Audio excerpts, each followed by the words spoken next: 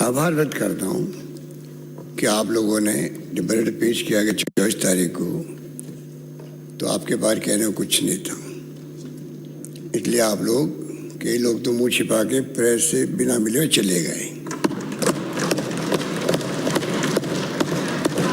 और तो और चिंता प्रकट कर रहे हैं। अभी हमारे नेता प्रतिपक्ष पूरे अपने भाषण के अंदर चिंता प्रकट कर रहे हैं और बाद में गुस्से होकर बोलने लगे, भावुक होकर बोलने लगे, पता नहीं क्या होगा।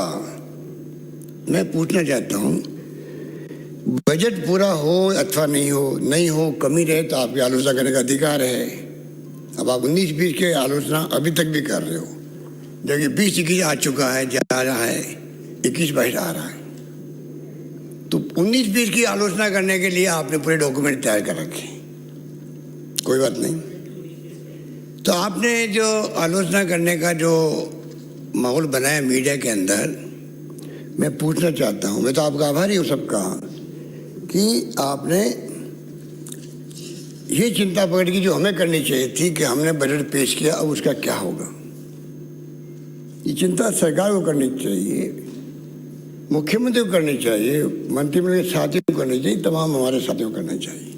वो चिंता पूरा विपक्ष कर रहा है। चिंता आपको करनी है कि मुझे करनी है। कमी रहे आलोचना करो, आपको दिक्कत नहीं है। जगलेरी करने में हमेशा आरोप लगते हैं, सरकार पर लगते हैं। बाजीगरी करी जा रही है आंकड़ों के आधार पर बाजीगरी तो मैंने देखा अभी हमारे नेता प्रतिपक्ष कर रहे थे। आंकड़े बता रहे थे विभागों के, विश्वविद्यालय के कितने पैसे रखे गए। बड़ा गर्व से कह रहे थे कि हमने राजीव गांधी विश्वविद्यालय का नाम बदल के रख दिया गुरु गोविंद। बहुत अच्छा किया आपने, हमने ऐतराज भी नहीं किया। और 2 करोड़ 5 करोड़ रखे गए।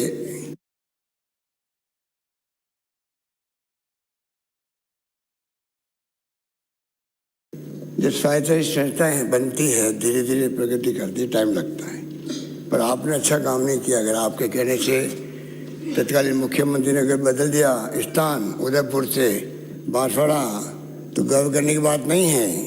वो जानपुर के हमने उदयपुर रखा था। कर्नल बैसला जब मुझसे मिलते आते थे, कॉलेज की बात थी, बयाना के अंदर खोलने की बात थी। उनके समाज के लोग गांव में खुलवाना चाहते थे। उन्होंने मुझे कहा कि समझते नहीं मेरे कौम के लोग, अगर बयाना में खुलेगी कॉलेज तो वहाँ पर गुर्जर समाज के साथ साथ में और जातियों के बच्चे साथ पढ़ेंगे, आपस में विचारों का आदान प्रदान होगा, संस्कारों का, परंपरा का होगा, तो हमारे गुर्जर समाज जो पिछड़ा हुआ समाज है, उनके बच्चियों को भी एक्सपोजर ज़्यादा मिलेगा। अगर आदिवासी क्षेत्र के बच्चे उधर आके पढ़ते तो आपको क्या तकलीफ थी। आपके छत्तीसगढ़ी गाँव के बच्चे साथ पढ़ते, आपस में मिलते जुलते, उनका एक्सपोजर होता और वो ज़्यादा प्रगति कर सकते थे।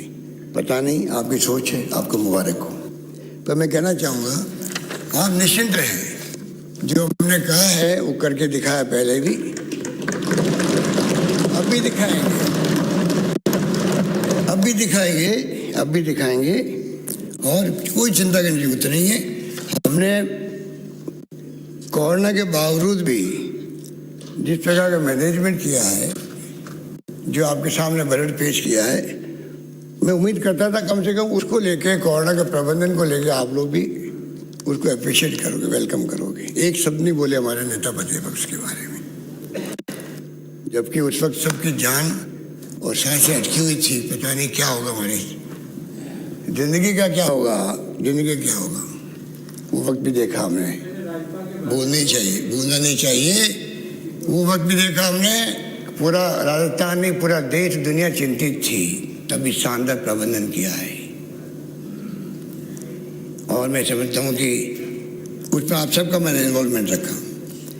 अभी बजट पेश करते माननीय अध्यक्ष महोदय, मैंने सीधा मुख्य सचिव को फ़ोन किया दोपहर को ही कि तमाम विभागों को निर्देश दिया कि जो बजट के प्रस्ताव है उनके श्रेणीबद्ध करें उनको, जैसे कि मॉनिटरिंग शुरू कर सकें जल्दी।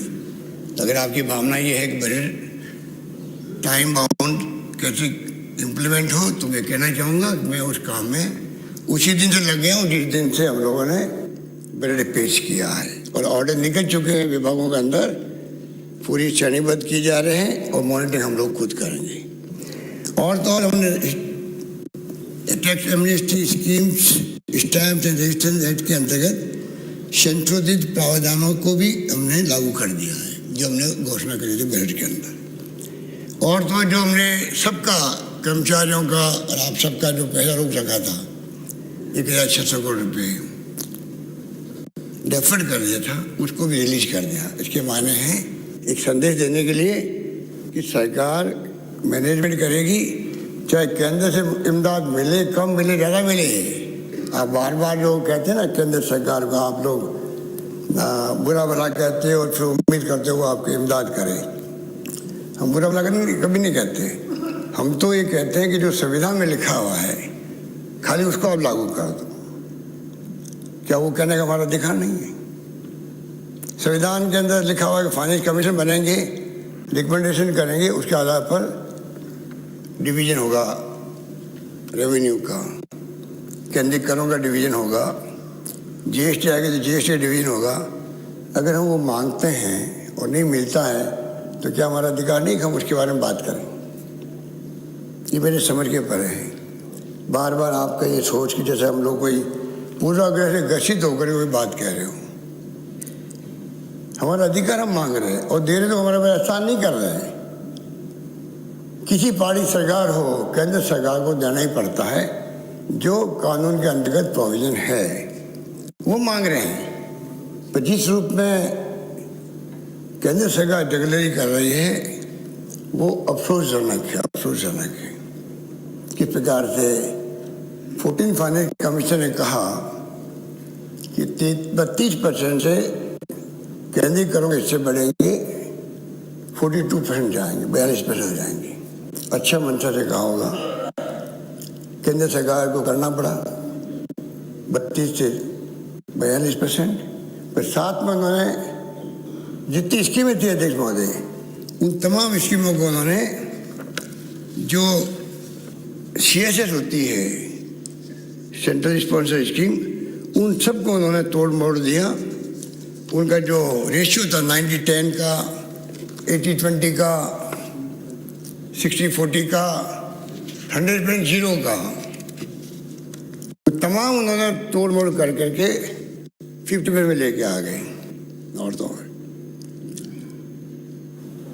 जो बीमा आपकी आयुष्मान भारत का नाम लेते हैं कि प्रधानमंत्री ने बड़ी योजना लागू कर दी, 60-40 का रेशियो है, आज 39-41 हो गया है, 61 हो गया है, क्योंकि कैप लगा दिएगा। आप इससे ज़्यादा प्रीमियम नहीं दे सकते हो। अब हमने घोषणा करी है, उसका भी आपने स्वागत नहीं किया। कुछ तो 2-3 घोषणाओं का स्वागत आपको भी करना चाहिए था कम से कम। हमने कहा यूनिवर्सल हेल्थ कवरेज मिलेगा, पूरे प्रदेशवासियों का बीमा किया जाएगा। क्या ये स्कीम भी हमारी आपको पसंद नहीं आई? आपने हमारी कोई स्कीम का एक शब्द नहीं बोले, कहा ये आपने अच्छा काम किया, हम इसको स्वागत करते हैं। उसके कारण अब मालूम आपको क्या होगा अध्यक्ष महोदय, 10% केंद्र सरकार का सिर्फ और 90% करीब वही पूरा पैसा स्टेट गवर्नमेंट देगी, तो सबका बीमा करके रहेगी। मैं कहना चाहता हूँ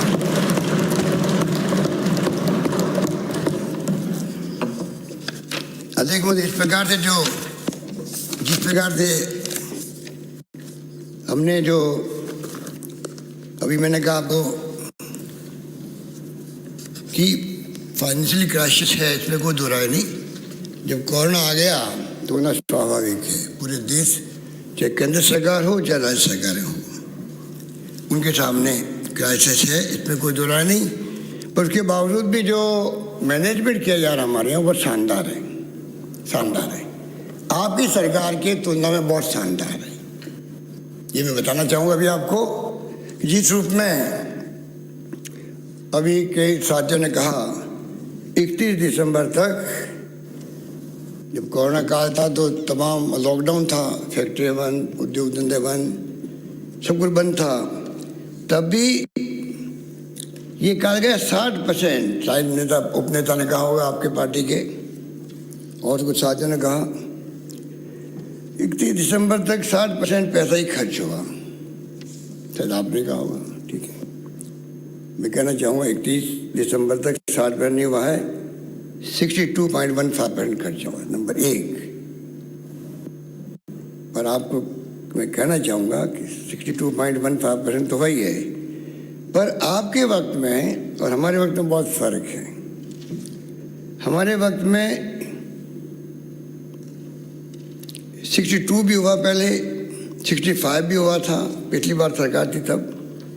आपके वक्त में तो 46%, 14-15 में, 50.72% 15-16 में। जब उदय योजना आई, जिसका जिक्र आपने किया, आपने किया, 63.45 इसलिए हुआ, उदय योजना का पैसा जब सरकार ने अपने ऊपर ओढ़ लिया, बिजली कंपनियों जिसका जिक्र आप कर रहे थे अभी, तब जाके आपका दिसंबर 31 तक 63.45% हुआ है। बाकी फिर आप आ गए दिसंबर तक 49.50। बताइए आप, गुण 50.50 गुण 50.50। और जब चुनाव का वर्ष था तब आप आए 60.14। आप बताइए, ये फिर जो आज कोरोना के बावजूद भी हमारा जो इतनी स्कीमें लॉन्च की हम लोगों ने, कॉलेज को लेके आप लोगों ने खूब कमेंट किए, सब विभागों के अंदर खर्चे हुए कि कोई ये आंकड़े गलत हैं, ये आंकड़े गलत बनाए गए हैं जो आपको दिए गए हैं। अध्यक्ष महोदय, जो हालात है देश के अंदर, हमें सोचना पड़ेगा कि उसके बावजूद भी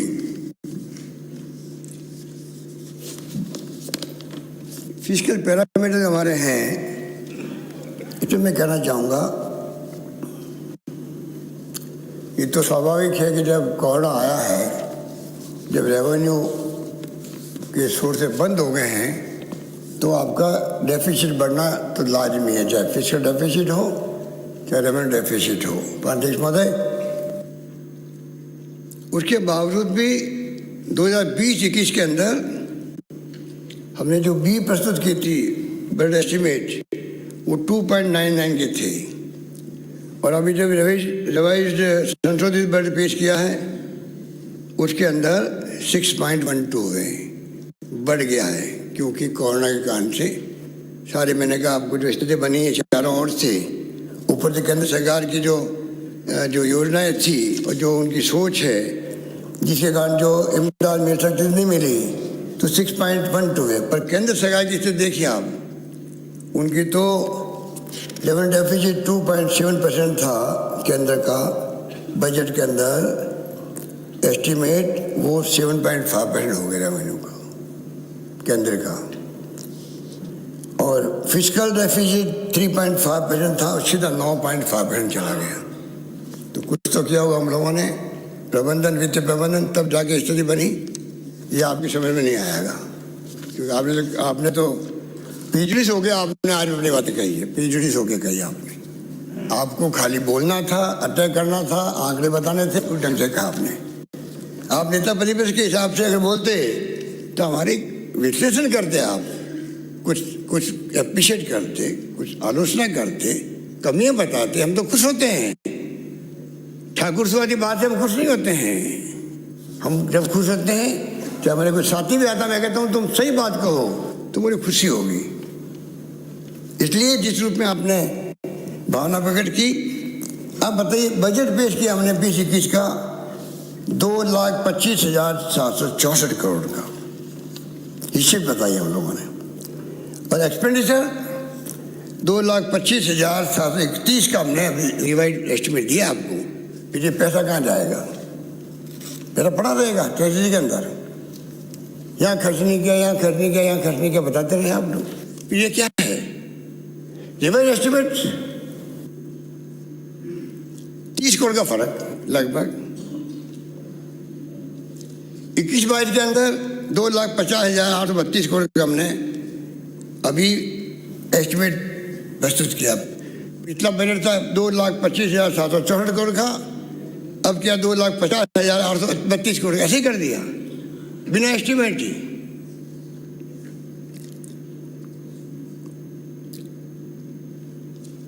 मैं आपको निवेदन करना चाहूँगा कि जो फिस्कल डेफिसिट है उसके अंदर आप देखिए, जब आपकी सरकार होती है 2004 से 4, 5 और 8, 9 तक, तब जो GDP 30% होना चाहिए आपके वक्त में 3.10 था, बढ़ गया 3% से।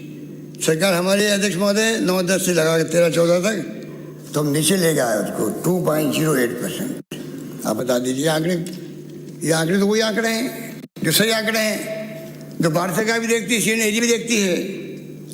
फिर आपकी सरकार आ गई 14-15 से 18-19 तक, आप बताइए सीधा चला गया 5.05%। ये आंकड़े गलत है, ये पैरामीटर है, उससे मालूम पड़ता है क्या स्टेट की स्थिति में किस राज्य में क्या बनी है, वो बताता है ये आंकड़े वो है। अभी 19-20 में जब सरकार हमारी आई है तो हमें पूरी मशक्कत करनी पड़ रही है किस प्रकार से हम लोग वहाँ पर मैनेजमेंट करें जिससे कि जो हालात आप बना के गए उनको ठीक कर सकें। और इसलिए आज जिस प्रकार केंद्र सरकार व्यवहार कर रही है, हमारे 20-21 के बजट में बिना कोई कारण के 14,000 करोड़ की कटौती कर दी है सेंट्रल टैक्सेस के अंदर। GST के अंदर 5,500 करोड़ तो कह दिया ये एक्ट ऑफ गॉड है, कोरोना किसी के हाथ में नहीं था इसलिए ये कटौती करेंगे हम लोग। अरे एक्ट ऑफ गॉड तो है, पर आपके पास तो कोई विकल्प है, राज्यों के पास क्या है? राज्यों के पास कुछ विकल्प नहीं है। एक्साइज हो गया, माइनिंग हो गया, ट्रांसपोर्ट हो गया, और क्या विकल्प होता? तो क्या केंद्र सरकार को कटौती करनी चाहिए थी? और लोन लेने के लिए परमिशन लेनी पड़ती है, आपको मालूम ही है। 4,600 करोड़ रुपये लोन देने की हमें परमिशन मिली, वो लोन हमने लिया। 21-22 के अंदर भी हमें पहले ही कह दिया गया आपको 12,000 करोड़ की कटौती होगी सेंट्रल टैक्सेस के अंदर, और पता नहीं GST से क्या क्या होगा। इस प्रकार के हालात में जो कुछ भी स्थितियाँ हैं जिसका मैंने जिक्र किया आपके सामने अभी थोड़े देर पहले कि किस प्रकार से वे CSS की योजनाओं को किस प्रकार से,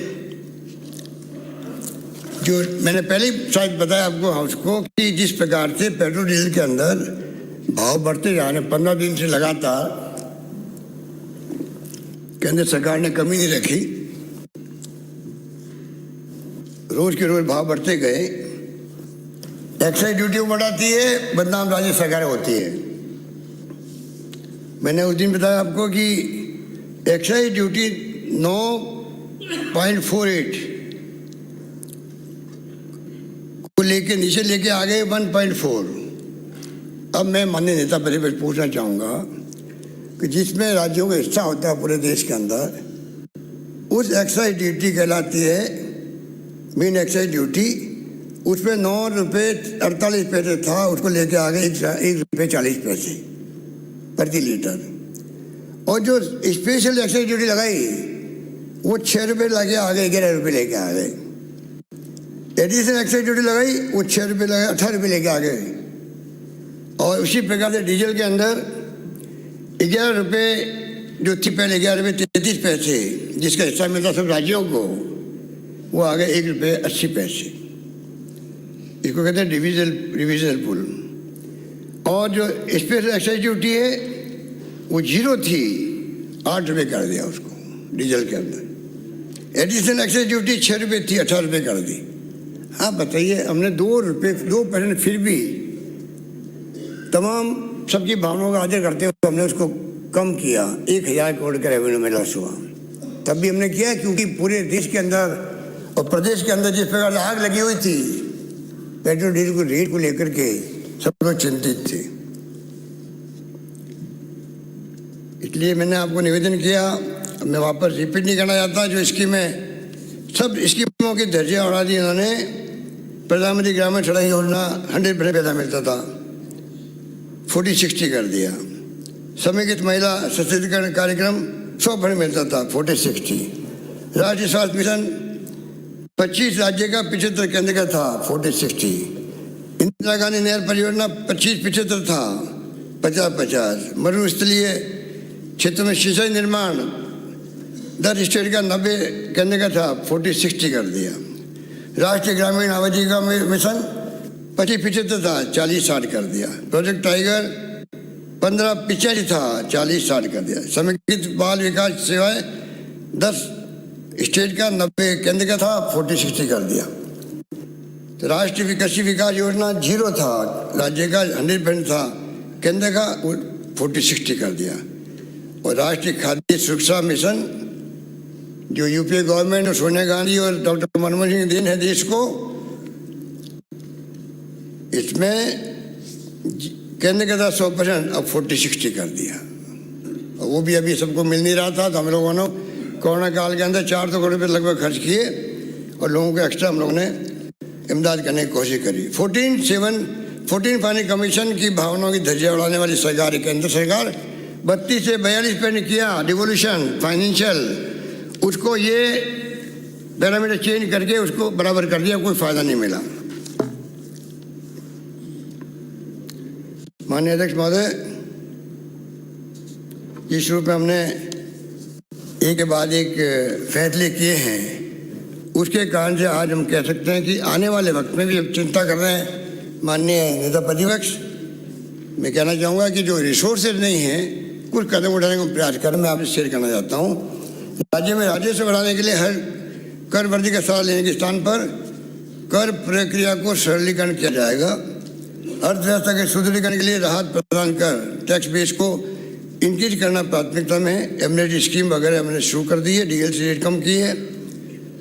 टैक्स रेवेन्यू में एक और वृद्धि होगी। इससे इन फैसलों से वही राज्य के इंडस्ट्री व्यवसायी उनको ग्रोथ करने का अवसर मिलेगा।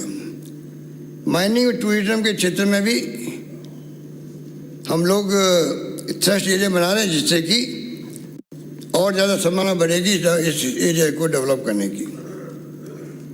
आपने तो टूरिज्म सेक्टर के लिए सब लोग कहते हैं कि राजस्थान इसके लिए सिरमौर है, और आपने कहते 500 करोड़ रुपये दिया। आपने ये नहीं कहा आज़ादी के बाद में सबसे अधिक प्रोविजन किया है, 500 करोड़ का टूरिज्म इस बार किया है।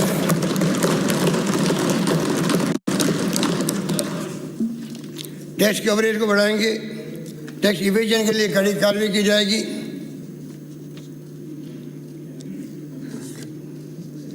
Centre of excellent and revenue analytic संस्था गठन किया गया है। मुखबिर योजना को हमने 50,000 से 1 लाख रुपए पुरस्कार देने की घोषणा करी है। कुछ कदम उठाएंगे जिससे कि हम चाहते हैं कि इसका लाभ सबको मिले। तो माननीय अध्यक्ष महोदय, जिस रूप में नेता प्रतिपक्ष महोदय ने जो कुछ भी अपने विचार प्रकट किए, उसमें ये नहीं कहा कि आप लोगों ने चुनाव के पहले अचानक ही घोषणा कर दी किसानों के लिए 10,000 रुपये प्रति वर्ष देने का, 832 रुपये आधार से लागू होने वाले अगले दिन आज घोषित कर दिया आपने, और कोई प्रोविजन नहीं किया पैसे का। उसके ऊपर आप जिक्र नहीं करोगे। हम लोगों ने क्या किया है, हम लोगों ने अब बाकायदा प्रोविजन किया है पैसे का। प्रोविजन करके हम लोगों ने 832 की जगह 1,000 रुपये किसान को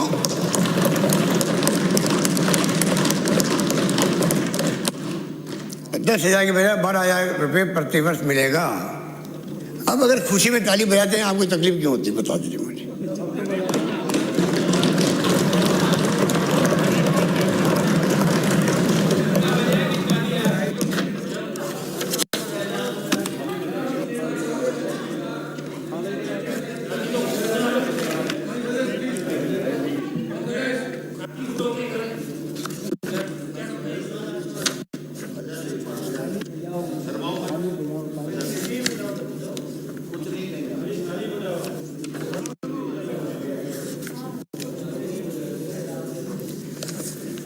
माननीय अध्यक्ष महोदय,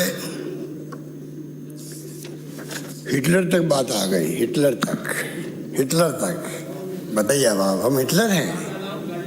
हम लोग हिटलर हैं? बताइए अध्यक्ष महोदय, हिटलर शाही कहाँ चल रही है? राजस्थान में चल रही, दिल्ली में चल रही? बताइए।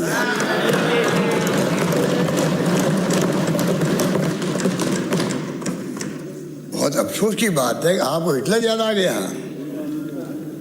क्योंकि आपकी सोच वो नहीं थी पहले जो अब बन गई आपकी सोच। संगत का असर तो पड़ता ही पड़ता है, संगत का असर है। नहीं तो उपनेता प्रतिपक्ष का विपक्ष, वो संगत का असर हो गया 10 साल के अंदर। आप हिटलर के बात करने लगे। किस पार्टी से आप आए हो सदन के अंदर? पहले उस पार्टी की विचारधारा ये थी क्या? जो किसानों की पार्टी थी उसकी विचारधारा थी हिटलरवादी की। आज हिटलरवाद का तांडव हो रहा देश के अंदर। आज income tax, ED, CBI, judiciary, election commission, कोई बाकी बच गया है क्या? कोई बाकी बचा हुआ है? अचानक नोटबंदी हो गई। 8 बजे रात को, 8 भाई और बहनों, रात को 12 बजे 500,000 रुपये के नोट बंद। बताइए आप, बर्बाद हो गए धंधे, काम धंधे, व्यापार ठप हो गए लोगों के, कोई सुनने वाला नहीं। जीएसटी बिना विवेक से लागू कर दिया, 5 स्लैब बना दिए, 1 स्लैब बनाना था। रात को 12 बजे पार्लियामेंट के अंदर जब आज़ादी मिली थी, उस वक्त में रात को 12 बजे आज़ादी के जैसे मनाया गया था सेंट्रल के अंदर, उसी ढंग से जीएसटी के जैसे मनाया गया। आज दुर्गति हो रही लोगों की, कुछ सोचने वाला नहीं, करने वाला नहीं। किसानों काले कानून बन गए, कोई परवाह नहीं। किसानों के कानून बन गए 3, ठंड में बैठे हुए हैं, उसमें तो आप लोग किसान वर्ग से आते हो, आप लोग भी। आप लोग देखो क्या हो रहा है। क्या आप लोग आवाज नहीं उठा सकते, समझा नहीं सकते क्या हो रहा है? पर हो रहा है, कोई कहने वाला नहीं। आंदोलन जीवी, पता नहीं कौन कौन जीवी है। हमारे माननीय सदस्य जो आते आमिर थे, उन्होंने आंदोलन जीवी को बहुत अच्छे ढंग से प्रस्तुत किया। अरे हम तो कहेंगे आप चिरंजीवी जीवी हो, आप, हम चिरंजीवी कहेंगे, हम आदमजीवी नहीं कहेंगे।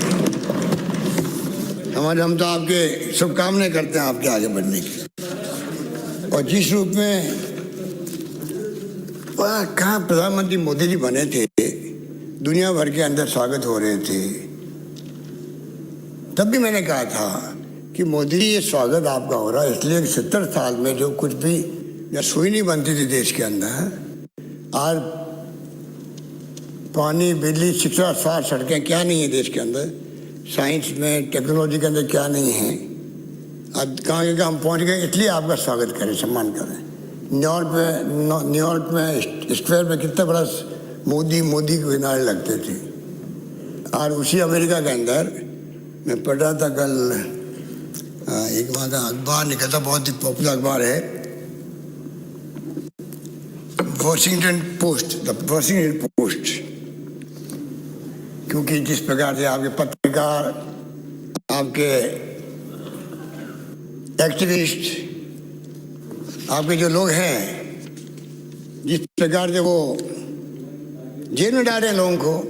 अरे सुनने की कोशिश करो भाई, नेता प्रतिनिधि महोदय, सुनने की ताकत रखो। हमने सुना आपका पूरी स्पीच को, सुनने का मादा रखना पड़ता है। इसे मैंने लास्ट टाइम कहा था आपको, विवेक काम होता है, विवेक से काम होता है।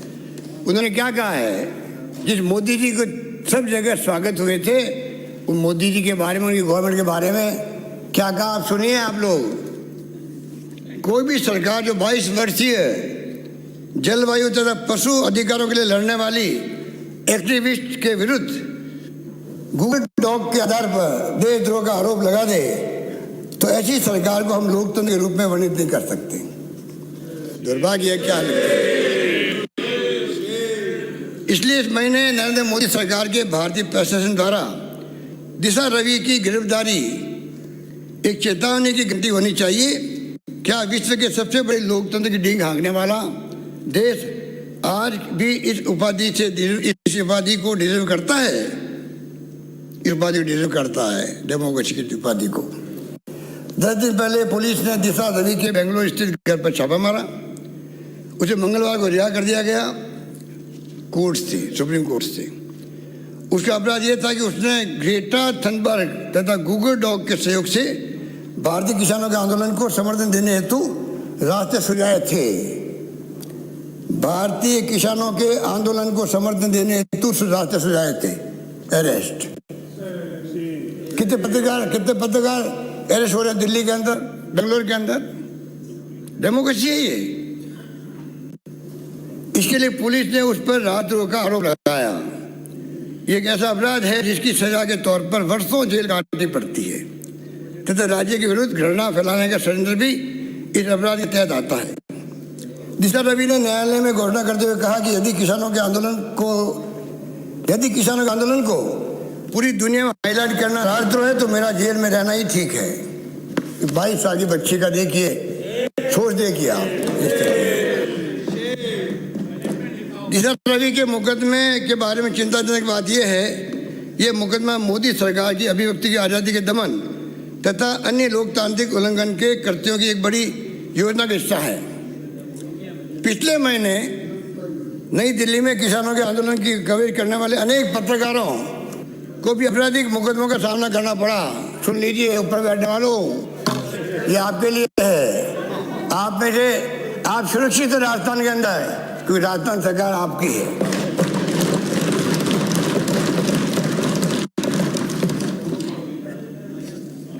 किसानों के प्रदर्शन से जुड़े हजारों लोगों के ट्विटर खतों को ब्लॉक करने के लिए सरकार ने ट्विटर पर दबाव डाला है। भारत के मुख्य धारा के मीडिया को भी धमकाकर स्वयं की सेंसरशिप लागू करने के लिए कहा गया है। कृषि सुधार हेतु बनाए गए कानूनों का किसान विरोध कर रहे हैं। मानकों के प्रति मोदी सरकार की बेपरवाही तथा का यह कृषि कानून गवाह है। कई अर्थशास्त्रियों का मानना है कि कृषि सुधार आवश्यक है तथा इन्हें बहुत पहले ही कर दिया जाना चाहिए था, किंतु मोदी की सत्तारूढ़ भारतीय जनता पार्टी ने इन कानूनों को संसद में अर्थपूर्ण बहस किए बिना ही थोप दिया गया है। वो कृषि कानून का पक्ष ले रहा है, वो लिख रहा है, वो नहीं लिख रहे हैं जो कृषि कानून के खिलाफ बोल रहे हैं, किसानों के साथ बैठे हैं वो नहीं बोल रहे हैं। वो बोल रहे अखबार जो किसानों के कानून को का पक्ष ले रहा है, वो कह रहा है पूरी बात जो मैं बोल रहा हूँ आपके सामने। इन कानूनों पर राज्यसभा में मत विभाजन की भी अनुमति नहीं दी गई। इस पर नागरिकता कानून को अपनाते समय तथा जम्मू कश्मीर की स्वायत्तता रिवोक करते समय भी ऐसी युक्ति अपनाई गई। इन दोनों ही मामलों में जब भारी विरोध प्रदर्शन हुआ तो उसका मुकाबला करने के लिए राजद्रोह के आरोप लगाए गए, सेंसरशिप लगाई गई तथा इंटरनेट बंद कर दिया गया। वॉशिंगटन पोस्ट के पत्रकार जे स्लेंटर तथा नेहा मसीह ने हाल ही में खबर दी है। कुछ भारतीय विश्लेषक मोदी सरकार के दमन तथा नागरिकों की आज़ादी को निलंबित करने की तुलना करते हैं 1970 के दशक में तत्कालीन प्रधानमंत्री इंदिरा गांधी के आपातकाल कर रहे हैं। मोदी भी इस देश को विदेशी षड्यंत्रों के टारगेट रूप में चित्रित कर रहे हैं। हाल ही में संसद में दिए गए भाषण में उन्होंने कहा कि भारत को विदेशी विनाशकारी विचारधारा FDI फॉरेन डिस्ट्रक्टिव आइडियोलॉजी से सुरक्षित रखने की आवश्यकता है, मोदी जी कह रहे हैं। थनबर्ग के साथ संबंध रखने के कारण दिशा रवि पर मुकदमा चला इसी गलत विचारधारा का विचार है। अब आप बताइए कहाँ आप लोगों ने क्या क्या सोचा होगा। सौभाग्यवंश भारतीय कुछ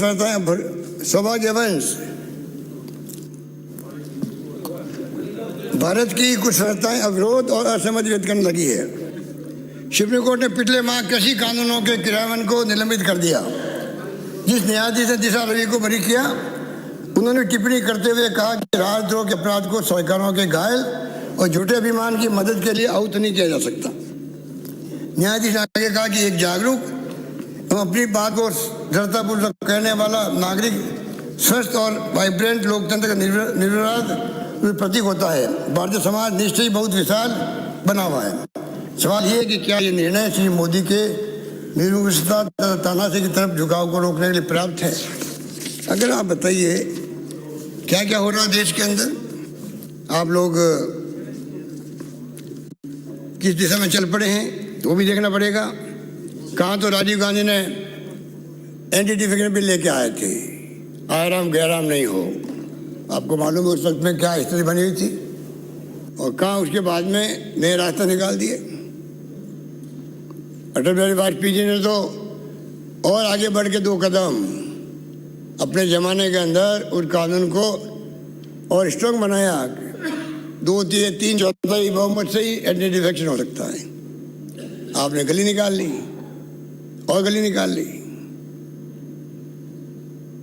हॉर्स ट्रेडिंग आराम से, हॉर्स ट्रेडिंग कमाल है। गली निकालने में माहिर हो आप लोग, आपके नेता लोग बहुत माहिर हैं। हॉर्स ट्रेडिंग नहीं हुई तो चुनाव पोस्टपोन राज्यसभा के, कमाल है। हॉर्स ट्रेडिंग नहीं हुई, 2 चुनाव मैंने हिंदुस्तान कभी नहीं सुना आज़ादी के बाद में। मेरे ख्याल कटाई के बहुत वरिष्ठ नेता है, कैलाश मेघवाले बैठे हुए हैं। 2 सीटें खाली है राज्यसभा की, चुनाव एक साथ होते हैं। जीतने के लिए 2 सीटों का भी अलग अलग डेट रख दिया, दोनों सीटें जीत गई बीजेपी गुजरात के अंदर। क्या कहोगे इसका? ये स्थिति है देश के अंदर।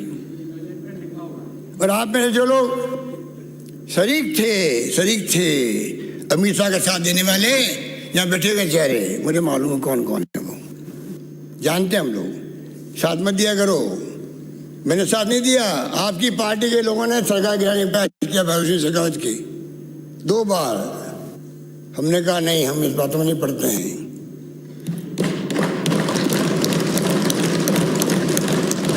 आपकी पार्टी के लोग थे, याद है आपको, चौकी ठाणे में ले गए थे सबको, खड़ा किया पुलिस वालों को बीच में, असेंबली की एक तरफ आप एक तरफ वो, कोई वोट इधर को तो नहीं चला जाए, वो टाइम ही था आपका। हमने सरकार बचाने का प्रयास किया था। वो अरे जिंदगी में मुख्यमंत्री बनने के लिए वैल्यू बेस्ड राजनीति करनी पड़ती है, ऐसे मुख्यमंत्री नहीं बनता है।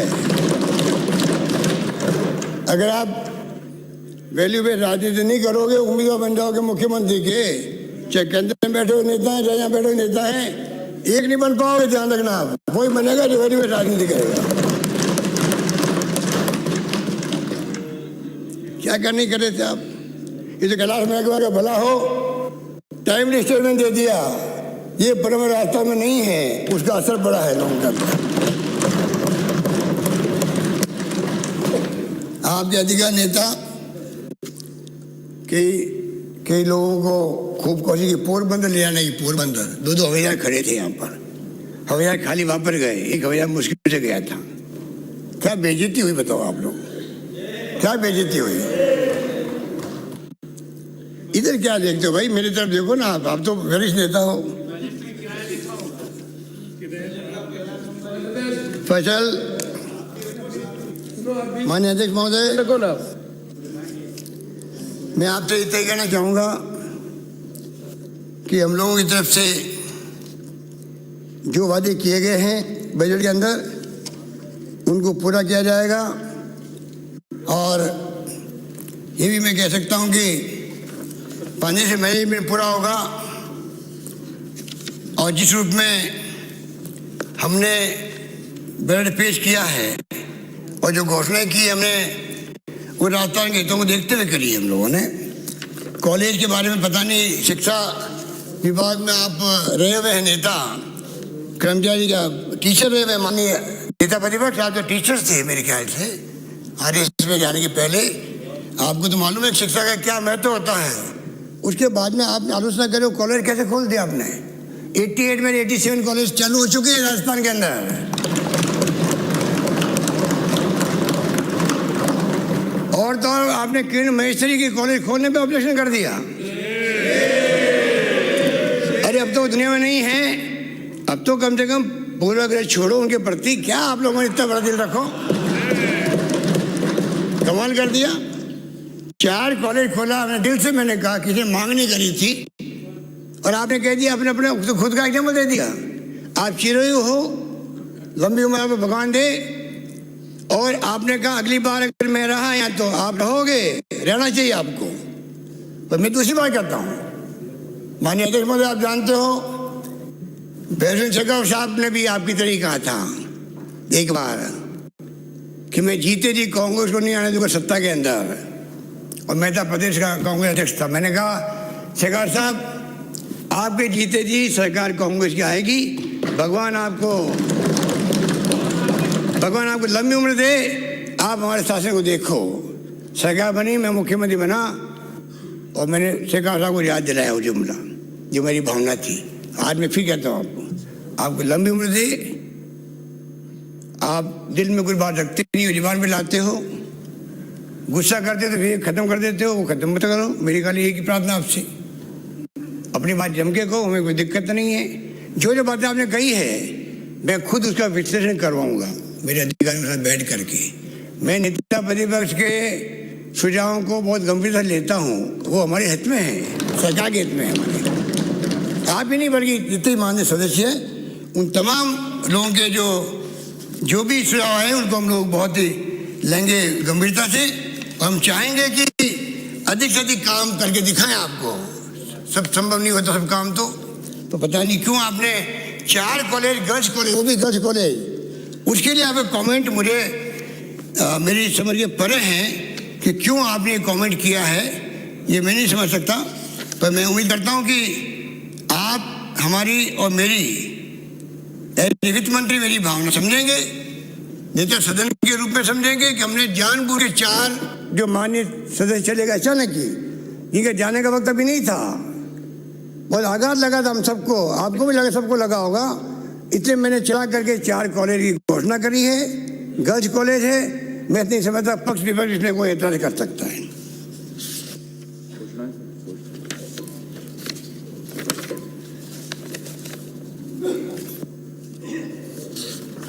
अब माननीय अध्यक्ष महोदय, मैं कुछ घोषणाएं इस मौके पर जो हमारे के साथी हैं बोलना तो बहुत कुछ था, क्योंकि केंद्र सरकार ने जिस प्रकार से बिहेव किया हमारे साथ में, 20 लाख करोड़ का पैकेज घोषित कर दिया, 10% GDP को बता दिया, जबकि 1.2% था वो, और पूरा लोन बेस्ड था वो। कोई राज्यों को इमदाद नहीं करी, कोई इंडस्ट्री को नहीं करी, कोई व्यापार को नहीं करी। अगर परचेजिंग पावर बढ़ती लोगों की तो इकोनॉमी ज़्यादा स्थिति मजबूत बनती, उसकी बजाय खाली लोन बेसिस पूरा वो पैकेज दे दिया। मैं समझता हूँ कि उसका खामियाजा पूरा देश को भुगतना पड़ रहा है अभी तक भी। सब राज्य सरकारें बोलती नहीं है, जो सरकारें बीजेपी की है बस सब दुखी है वित्तीय रूप से। और मैं उम्मीद करता हूँ अगली बार भारत सरकार इस पर विचार करेगी किस प्रकार से हम लोग राज्यों को इमदाद दे सकते। असली लड़ी लड़ी है, अगर कोरोना के अंदर तो लड़ी राज्यों ने लड़ी थी।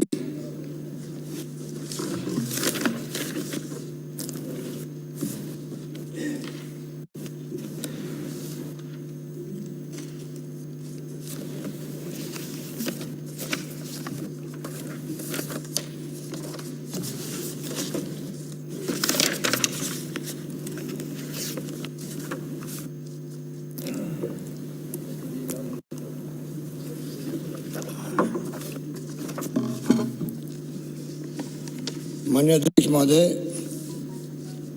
हमारे माननीय सदस्य ज़्यादातर तो पक्ष के हैं, बहुत कम विपक्ष के आते हैं। हो सकता है उस पर विप जारी हो, वो आपकी मर्जी है। हमारे दरबार सबके लिए खुले हैं, जो सुझाव आएंगे हम उनके काम करेंगे, कि वो अपने क्षेत्र का मतलब राजस्थान का विकास चाहते हैं। वैर भरतपुर, खुड़ी बड़ी लक्ष्मणगढ़, सीकर में प्राथमिक स्वास्थ्य केंद्र खोले जाएंगे। एक सेकंड में माननीय अध्यक्ष महोदय, मैं माफी चाहता हूँ, मैं वापस शुरू कर रहा हूँ। चिकित्सा स्वास्थ्य के बारे में प्रदेश में स्वास्थ्य सेवाओं के आधारभूत ढांचे को मजबूत करने के लिए एलोपैथिक चिकित्सा संस्थान से वंचित बांसुरी, कल्ला व प्रेम से पुरा, रातारामगढ़, सीकर सहित 784 ग्राम पंचायत मुख्यालयों पर चरणबद्ध रूप से उप स्वास्थ्य केंद्रों की स्थापना की जाएगी। दोहा, चौगान, थानागाजी, बिगोता, राजगढ़, चतरपुरा, बानसूर, अलवर, संगतपुरा, मनीवाल वाली, सादुल शहर, गंगानगर, घाटमिका, कामा, भरतपुर, सिंगाना, डीडवाना, नागौर, नैनो की ढाणी नांदड़ी मंडोर, घंटियाली जोधपुर, गोविंदपुरा खंडेला सीकर, चूरू उनियारा टोंक, चांचोड़ी सुमेरपुर पाली, तो मेराना भादरा हनुमानगढ़ के उप स्वास्थ्य केंद्रों को प्राथमिक स्वास्थ्य केंद्रों में क्रमबद्ध किया जाएगा। नाथद्वारा राजसमंद में शहरी प्राथमिक स्वास्थ्य केंद्र खोला जाएगा। जालूंदा जावर मावर जंक्शन पाली, बाड़ी जोड़ी विराटनगर जयपुर, फरडोद जायल नागौर, चांबा शेरगढ़ जोधपुर, तिंगावा कोट कासिम अलवर, खरेरी वैर भरतपुर, तो खुड़ी बड़ी लक्ष्मणगढ़ सीकर में प्राथमिक स्वास्थ्य केंद्र खोले जाएंगे। जैजावर नैनवा बूंदी, बिहार स्यू चवा बाड़मेर जलुथर नगर, छिंछनी Bharatpur, Balara Laxmangarh Sikar, Manpur Sikrai, Abhaneri Bandikui, Nangal Rajawatan Dausa, Keru Luni, Tena Shergarh Jodhpur, 61F block Srikaranpur, Binjbayla block Padampur, Sri Ganganagar, Jhinjhiyali Jaisalmer, Renwal Manjhi Madhorajpura Jaipur, Rivtara Jalore, Barodiya Bagidora Banswara के प्राथमिक स्वास्थ्य केंद्रों को सामुदायिक स्वास्थ्य केंद्रों में क्रमबद्ध किया जाएगा। किशनपुर जयपुर में सैटेलाइट अस्पताल बनाया जाएगा। लालसोट दौसा बस्सी जमारामगढ़ और फागी जयपुर एवं लक्ष्मणगढ़ सीकर के सामुदायिक स्वास्थ्य केंद्रों को उप जिला चिकित्सालय में क्रमबद्ध किया जाएगा। उप जिला चिकित्सालय सलूम्बर उदयपुर को जिला चिकित्सालय में क्रमबद्ध किया जाएगा। सामुदायिक स्वास्थ्य केंद्र मनोहरपुर शाहपुरा जयपुर में बेड क्षमता 50 से बढ़ाकर 75, व हरे किशनगढ़ अजमेर में बेड क्षमता 30 से बढ़ाकर 50, तो जिला चिकित्सालय धौलपुर की बेड क्षमता 100 बेड की वृद्धि की जाएगी। बगड़िया अस्पताल सुरानगढ़ चूरू में ICU विकसित किया जाएगा। कुमेर भरतपुर में नर्सिंग कॉलेज की स्थापना की जाएगी। जोधपुर के मतदास माथुर अस्पताल में ट्रॉमा सेंटर की सुविधा बढ़ाने के लिए न्यूरो सर्जरी की एक और यूनिट, तो महात्मा गांधी अस्पताल में और तो स्पाइन यूनिट खोली जाएगी। शिक्षा विभाग में कृषि संकाय की मांग को दृष्टिगत रखते हुए 600 राजकीय विद्यालयों में कृषि संकाय खोले जाने की घोषणा की गई थी। इसी क्रम में माननीय सदस्यों ने विज्ञान संकाय खोलने के लिए ज्ञापन दिए। उनकी भावना के अनुरूप प्राथमिकता आधार पर इंग्लिश मीडियम के 200 राजकीय विद्यालयों में विज्ञान संकाय खोले जाना प्रस्तावित है। राजकीय उच्च माध्यमिक विद्यालय शिवा की ढाणी जयपुर को माध्यमिक विद्यालय में क्रमबद्ध किया जाएगा। उच्च शिक्षा को बढ़ावा देने आधारभूत सुविधाएं विकसित करने के लिए विभिन्न महाविद्यालयों में सुदृढ़ीकरण एवं भवन निर्माण के लिए आगामी वर्ष में 100 करोड़ रुपये व्यय किए जाएंगे। प्रदेश में उच्च शिक्षा में गुणवत्ता बढ़ाने एवं युवाओं को रोजगारोन्मुख शिक्षा प्रदान करने की दृष्टि से मुख्य विषय के साथ साथ अन्य विषयों के सिलेक्टेड कोर्सेज का विकल्प लिए जाने की आवश्यकता आवश्यक है। जैसे किसी आर्किटेक्ट का कोर्स करने वाले अथवा म्यूजिक में डिग्री करने वाले को इनसे संबंधित अपडेटेड कंप्यूटर सॉफ्टवेयर का ज्ञान होना आवश्यक है। इसी प्रकार आर्टिफिशियल इंटेलिजेंस पर काम करने वाले युवाओं को बिहेवियरल साइंसेज का ज्ञान होना आवश्यक है। इस प्रकार मिक्स प्रोजेक्ट सब्जेक्ट के साथ अध्ययन करने की सुविधा और व्यवस्था को क्रेडिट बेस्ड प्रणाली कहते हैं। आगामी वर्ष से चरणबद्ध रूप से प्रदेश में उच्च शिक्षा में क्रेडिट बेस्ड प्रणाली लागू किया जाना प्रस्तावित है। राज्य के ऑटोनॉमस इंजीनियरिंग कॉलेज की शैक्षणिक गुणवत्ता बनाए रखने की दृष्टि से भरतपुर, धौलपुर, करौली, झालावाड़, बारा व बीरवाड़ा इंजीनियरिंग कॉलेज को राजस्थान तकनीकी विश्वविद्यालय कोटा तथा अजमेर बीकानेर महिला अजमेर इंजीनियरिंग कॉलेज को तकनीकी विश्वविद्यालय बीकानेर, बांसवाड़ा स्थित इंजीनियरिंग कॉलेज को गोविंद गुरु जनजातीय विश्वविद्यालय बांसवाड़ा का एवं बाड़मेर इंजीनियरिंग कॉलेज को प्रस्तावित MBM विश्वविद्यालय जोधपुर का संगठक कॉलेज बनाते हुए वित्तीय संसाधनों का प्रबंधन सुनिश्चित किया जाएगा। साथ ही बाड़मेर इंजीनियरिंग कॉलेज में पेट्रोलियम संकाय खोला जाएगा। नीलवाड़ा नागौर में कन्या महाविद्यालय खोला जाएगा। डीग व कुमेर भरतपुर में खेल स्टेडियम बनाया जाना प्रस्तावित है। किसानों को उनके द्वारा उत्पादित फल एवं सब्जियों का उचित मूल्य दिलाने, तत्काल मंडी उपलब्ध कराने तथा उपभोक्ता तक सीधी सप्लाई सुनिश्चित किए जाने के लिए मैं किसान ई मंडी की स्थापना की घोषणा करता हूँ। किसानों को जैविक पंजीकरण की सुविधा उपलब्ध करवाने के उद्देश्य से जोधपुर, उदयपुर, अजमेर, भरतपुर, बीकानेर, कोटा में Rajasthan state seed and organic certification agency के उपकेंद्र खोले जाएंगे। साथ ही एकल कृषकों को जैविक खेती प्रमाणीकरण शुल्क में 75% की छूट देना प्रस्तावित है।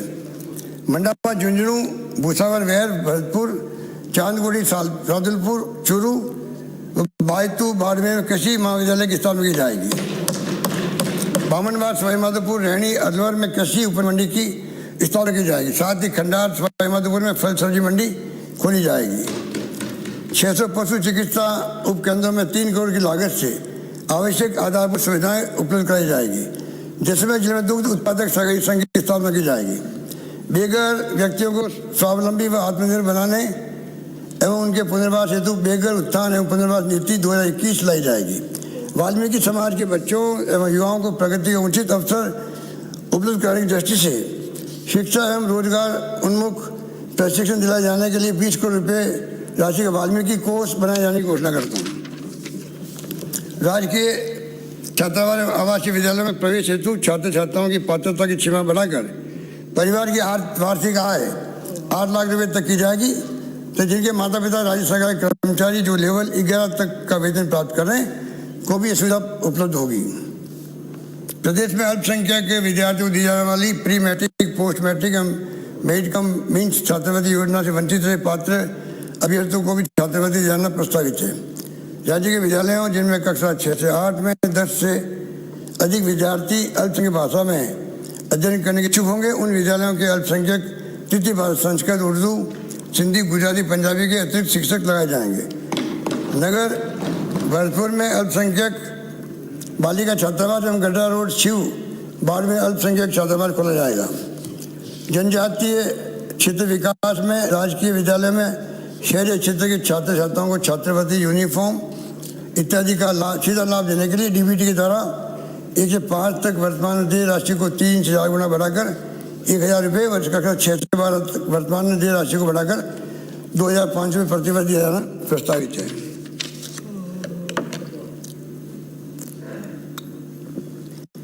कुसुम योजना के अंतर्गत टीएसपी क्षेत्र में 16 ऊर्जा से कृषि हेतु जनजातीय समुदाय के कृषकों को बिना किसी हिस्सा राशि के संपूर्ण खर्च सरकार द्वारा करते हुए 16 कनेक्शन उपलब्ध कराया जाएगा।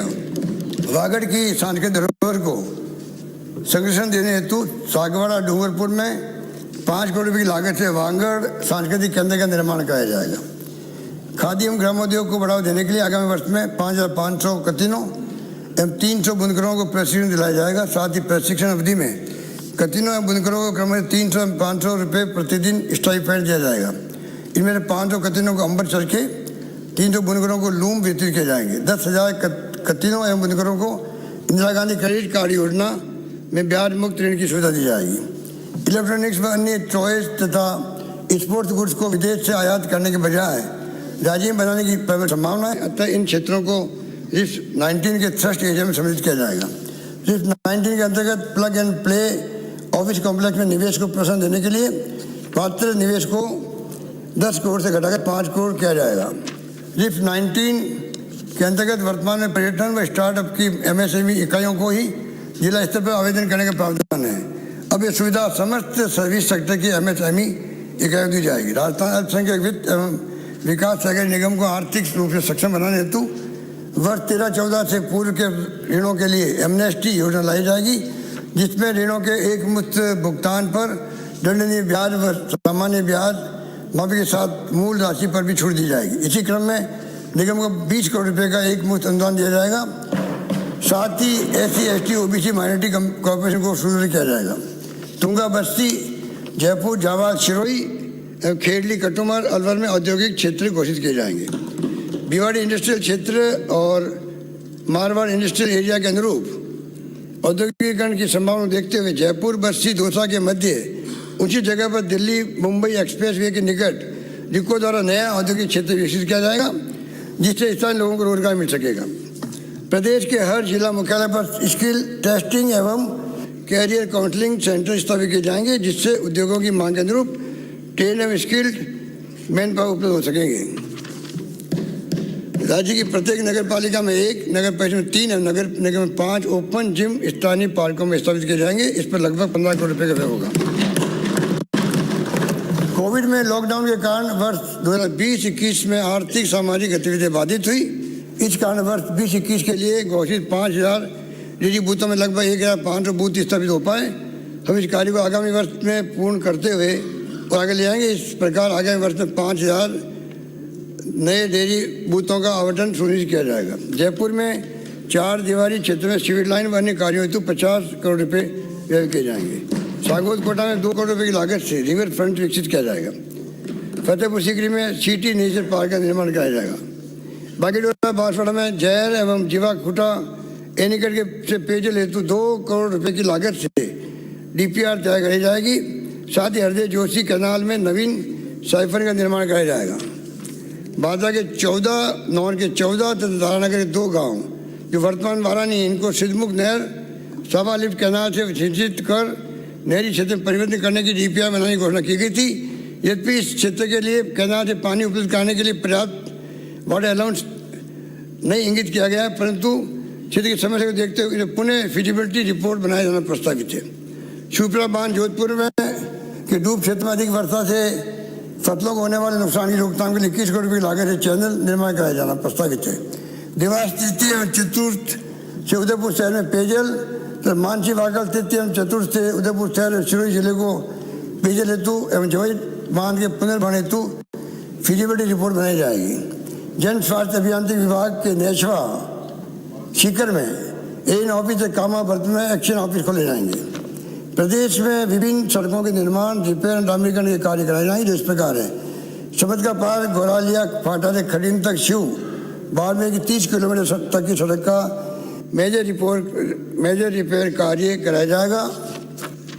टोडाबिंग करोली में 15 करोड़ की लागत से बाईपास बनाया जाएगा। बस्ती जयपुर क्षेत्र के अंतर्गत राजीव मार्ग संख्या 2 दूसरा तुंगा चाकसू से नागौर के 19 किलोमीटर रोड का सुदृढ़ीकरण एवं चौड़ीकरण किया जाएगा। खजूरी बिशीवाड़ा डूंगरपुर रतनपुर से माखरेड़ा सड़क पर पुलिया मरम्मत तथा माता कालकी माता से कालापाड़ा गुजरात सीमा तक सड़क निर्माण कार्य कराए जाएंगे। बेवर राणा जी के चिंतों का स्थान बम्बोर से चामू शेरगढ़ जोधपुर तक की सड़क का डामरीकरण किया जाएगा। बांसवाड़ा से कुशलगढ़ क्षेत्र में संपर्क सड़क टाटा वडला से उंकाला कलीजरा से बलुंडा वचुनी सीमा तक व मुंदड़ी हमीरपुरा से सूरजकुंड तक डामरीकरण सड़क का निर्माण कार्य तथा संपर्क सड़क चुनावला पूर्ण निर्माण का कार्य कराया जाएगा। राज्य राजमार्ग 87A गोडू बज्जू कोलायत मोखा खालसा में 50 किलोमीटर सड़क का सुदृढ़ीकरण नवीनीकरण व चौड़ाईकरण का कार्य कराया जाएगा।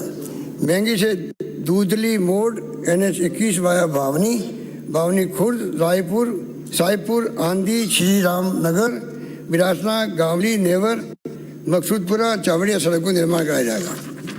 चंबल नदी सोनेका गुर्दा सेवरपाली बाड़ी धौलपुर पुल का निर्माण कार्य प्रारंभ किया जाना प्रस्तावित है। माननीय विधायकगणों से सड़कों के निर्माण रिपेयर व डामरीकरण आदि के बड़ी संख्या में प्रस्ताव प्राप्त होते जा रहे हैं। इन प्रस्तावों पर सार्वजनिक निर्माण विभाग को परीक्षण कर एस्टिमेट बनाने के हेतु निर्देश प्रदान किए जा रहे हैं। हनुमानगढ़ गंगानगर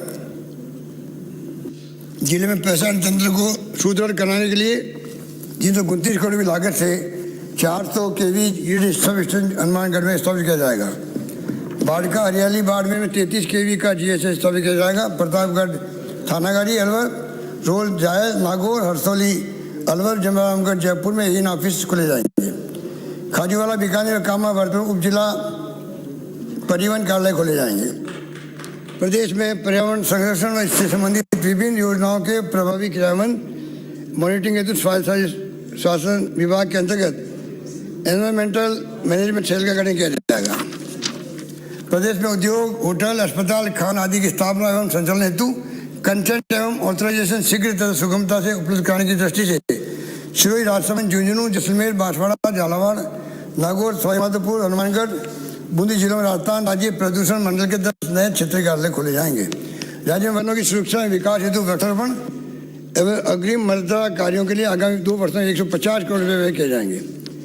मनरेगा योजना के अकुशल श्रमिक परिवारों को अपने औजारों गैती फावड़ा तगारी आदि की मरम्मत के लिए प्रत्येक 50 दिन का रोजगार पूरा करने पर आगामी वर्ष 50 रुपये की सहायता दी जाएगी। इसमें लगभग 30 करोड़ रुपये खर्च होंगे। रामदेवरा जैसलमेर के विकास हेतु एवं सौंदर्यीकरण हेतु 2 करोड़ रुपये का प्रावधान प्रस्तावित है। राज्य कला एवं शिल्प को प्रोत्साहित एवं संरक्षित करने के उद्देश्य से जवाहर कला केंद्र में विशेषज्ञ कलाकारों द्वारा प्रशिक्षण कार्यक्रम आयोजित किए जाएंगे। बायोटेक्नोलॉजी व पब्लिक हेल्थ की पृष्ठभूमि वाले विद्यार्थियों को रोजगार हेतु प्रतियोगी परीक्षाओं में इन विषयों को स्नातकोत्तर उपाधि के अन्य विषयों के समान दर्जा दिया जाएगा। बांदरवाड़ा, अजमेर, बागोलाई, बालेश्वर, जोधपुर में उप तहसील कार्यालय खोले जाएंगे। तुंगा बस्ती, जयपुर, सुहागपुरा, दलोट, प्रतापगढ़, पुराबड़, गिरवा, नया गांव, खेरवाड़ा, उदयपुर, सम, जैसलमेर व नेचवा, लक्ष्मणगढ़, सीकर की उप तहसील को तहसील कार्यालय में क्रमबद्ध किया जाएंगे। सीकरी नगर, भरतपुर व भिंडर, उदयपुर में उपखंड कार्यालय खोले जाएंगे। शहीद स्मारक डाबला, डीडवाना, नागौर के विकास हेतु 50 लाख रुपए व्यय किया जाना प्रस्तावित है। टोकर, सेमारी, सागवाड़ा, बाबड़वाड़ा, खेरवाड़ा, उदयपुर, मोती चौराहा, डूंगरपुर में नवीन पुलिस चौकी खोली जाएगी। जैसे पूरा खोज, जयपुर में नया पुलिस थाना, सुरंगड़, चूरू में सदर पुलिस थाना खोला जाएगा। साथ ही पुलिस चौकी डीग, भरतपुर को क्रमबद्ध कर पुलिस थाना बनाया जाएगा। बस्ती, जयपुर और नवलगढ़, सीकर पर अतिरिक्त जिला सत्र न्यायालय एडीजे कोर्ट खोले जाएंगे। टोडा सिंह टोंक के सिविल न्यायाधीश न्यायिक मजिस्ट्रेट न्यायालय को वरिष्ठ सिविल न्यायाधीश और अतिरिक्त मुख्य न्यायिक मजिस्ट्रेट न्यायालय में क्रमबद्ध किया जाएगा। साथ ही लोहावट व बाप, जोधपुर, लखनपुर, भरतपुर व बिदा से चूरू में सिविल न्यायाधीश न्यायिक मजिस्ट्रेट न्यायालय खोले जाएंगे। प्रदेश में आगामी वर्ष में 200 से अधिक अधिवक्ताओं को नोटरी पब्लिक के रूप में नियुक्ति किया जाएगा। साथ ही नोटरी पब्लिक के 500 नए पद सिद्ध करने हेतु प्रस्ताव केंद्र सरकार को प्रेषित किए जाएंगे। राज्य के अधिश्रीकृत पत्रकारों को वर्तमान में मेडिक्लेम पॉलिसी की राशि को 3 लाख से बढ़ाकर 5 लाख रुपये करते हुए यूनिवर्सल हेल्थ कवरेज में शामिल किया जाएगा। वर्तमान में सीनियर जर्नलिस्ट के लिए 10,000 प्रतिमाह पेंशन के प्रावधान, इसको बढ़ाकर 15,000 रुपये प्रतिमाह किया जाना प्रस्तावित है। माननीय अध्यक्ष महोदय, इन्हीं शब्दों के साथ मैं अपनी बात समाप्त करता हूँ। धन्यवाद। सदन की बैठक शुक्रवार दिनांक 5 मार्च 2021 के प्रातः 11 बजे तक के लिए स्थगित की जाती है।